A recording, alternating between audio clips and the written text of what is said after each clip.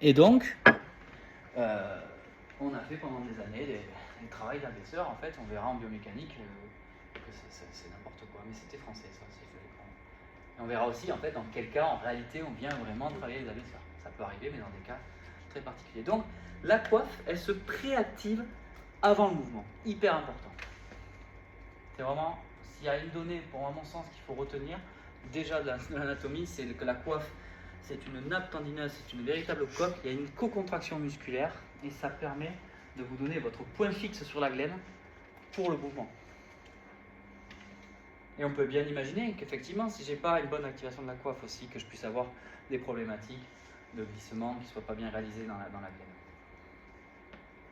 Donc ça s'active avant, 100 millisecondes avant le mouvement. Ça fait, il y a plusieurs études qui l'ont remontré. Ça a été remontré par des études plus récentes, encore une fois, de Karen Jean qui fait beaucoup de MG.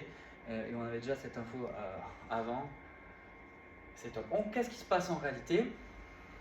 Déjà, le bras le long du corps, on a une tension dans la coiffe, une tension passive. On a toujours une tension passive, un minimum.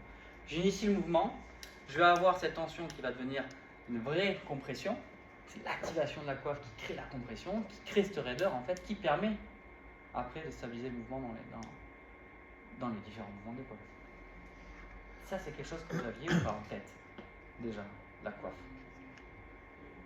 Et cette vision anatomique de la coiffe sur ces différents faisceaux et cette nappe tendineuse.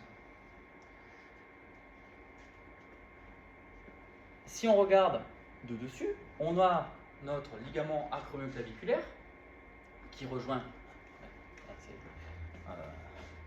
le coracoïdien, pardon, l'acromion à la coracoïde, dessus le sus-épineux, en avant le subscap et en arrière infraépineux petit rond.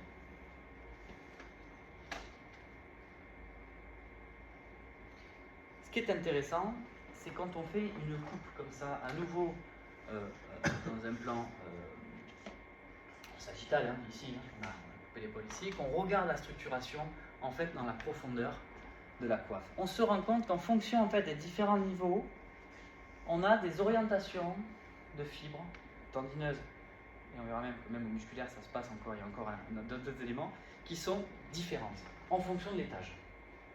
Que on a un ligament ici, coraco, vers où celui-là,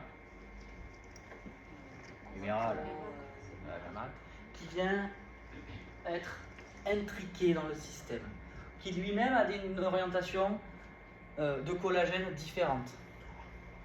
Et en profondeur, qu'est-ce que j'ai donc? En plus bas, ouais, la capsule, avant.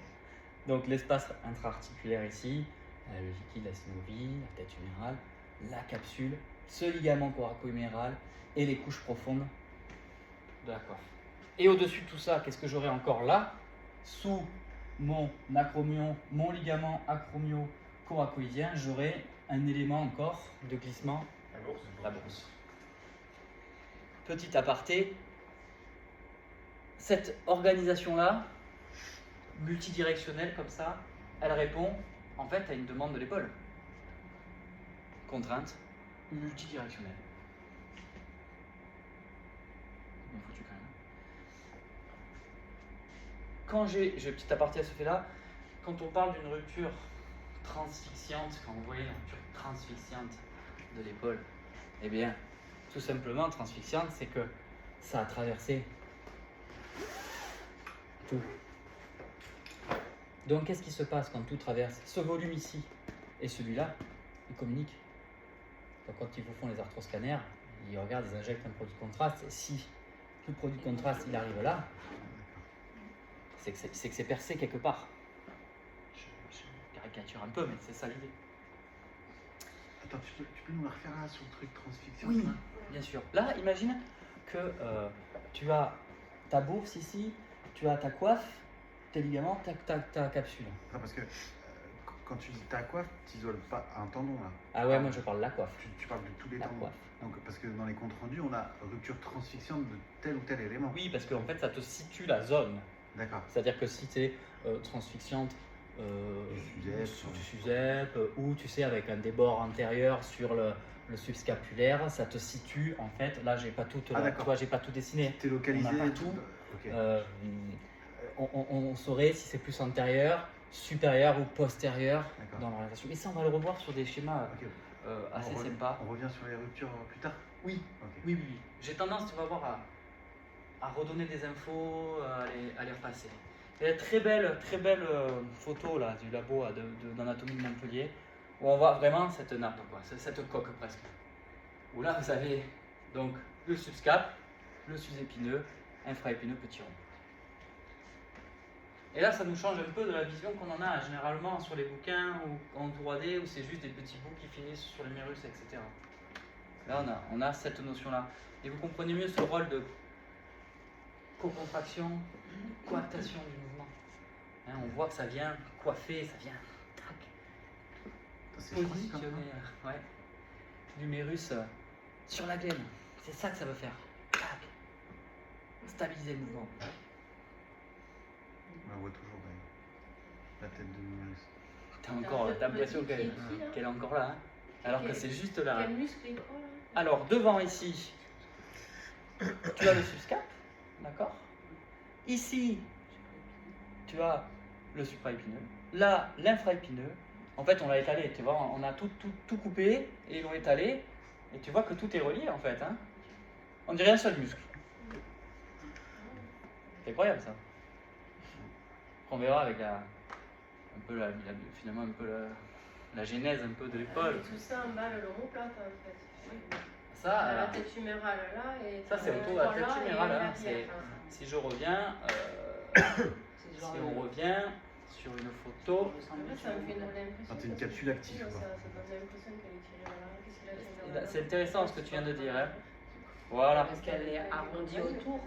Elle est arrondie autour de la tête humérale. Regarde.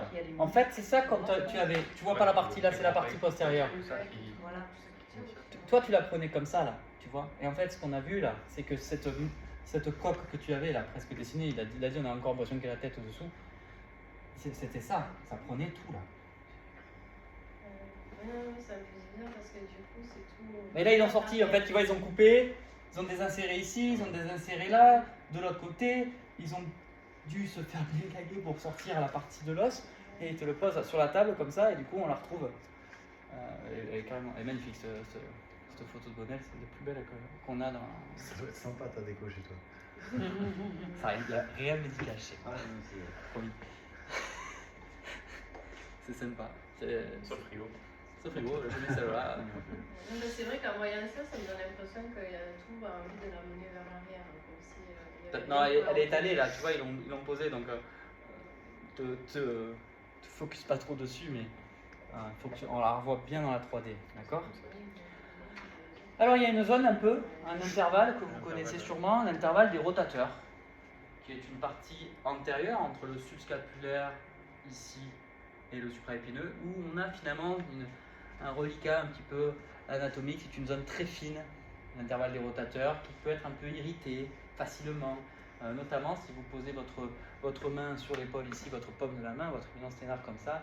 Si vous faites une extension, vous sentez qu'il y a votre tête humérale qui part vers l'avant et qui pousse contre votre main. Et bien à ce moment-là, on distance cet intervalle des rotateurs. Sur une épaule qui est assez irritable, il vaut mieux éviter au départ ces mouvements douloureux, agiques, de la main dans le dos, parce qu'on le voit, ils arrivent au cabinet, c'est un mouvement qu'ils décrivent souvent, j'ai mal. Et c'est parce qu'à un moment ils font ça, pousse sur l'intervalle. En intérieur aussi, on verra tout à l'heure que juste ici, dans cette partie-là, en fait, on a une bourse sous-coracoïdienne aussi.